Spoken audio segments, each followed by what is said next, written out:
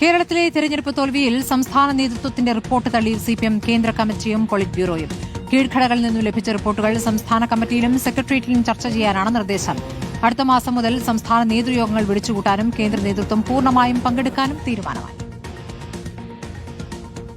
അടിമുടി തിരുത്തലുകളിലേക്ക് കടക്കാനാണ് സിപിഐഎം കേന്ദ്ര നേതൃത്വത്തിന്റെ തീരുമാനം. താഴെത്തട്ടിൽ നിന്നുള്ള റിപ്പോർട്ട് സംസ്ഥാന നേതൃത്വം കേന്ദ്ര കമ്മിറ്റിയിൽ അവതരിപ്പിച്ചെങ്കിലും തൃപ്തിയായിട്ടില്ലെന്നാണ് പോളിറ്റ് ബ്യൂറോയുടെ നിലപാട്. ഏരിയ കമ്മിറ്റികളിൽ നിന്നും ജില്ലാ കമ്മിറ്റികളിൽ നിന്നും വരുന്ന വിമർശനങ്ങൾ കൃത്യമായി സംസ്ഥാന നേതൃയോഗങ്ങളിൽ ചർച്ചയാക്കണം.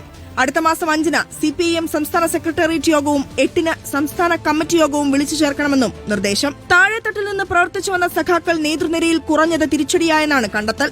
വർഗ ബഹുജന സംഘടനകളിൽ പ്രവർത്തിച്ചു വന്ന ആളുകൾ നേരിട്ട് പാർട്ടി ഉന്നത കമ്മിറ്റികളിലെത്തിയത് താഴെത്തട്ടിലുള്ള പ്രവർത്തനങ്ങൾ മനസ്സിലാക്കുന്നതിൽ വീഴ്ച വരുത്തിയെന്നും കേന്ദ്ര കമ്മിറ്റി യോഗം വിലയിരുത്തി. ശൈലി ഭാഷാ പ്രയോഗങ്ങളിൽ കടുത്ത വിമർശനമാണ് MV ഗോവിന്ദനെതിരെയും പിണറായി വിജയനെതിരെയും ഉയരുന്നത്. ഓരോരുത്തരും വ്യക്തിപരമായ തിരുത്തലുകൾ വരുത്തി പാർട്ടിക്ക് അനുകൂലമാകുന്ന രീതിയിലേക്ക് മാറണമെന്നാണ് ഭൂരിഭാഗം അംഗങ്ങളുടെയും അഭിപ്രായം. 3 ദിവസം നീണ്ടുനിന്ന കേന്ദ്ര കമ്മിറ്റി യോഗം ഇന്ന് അവസാനിക്കും.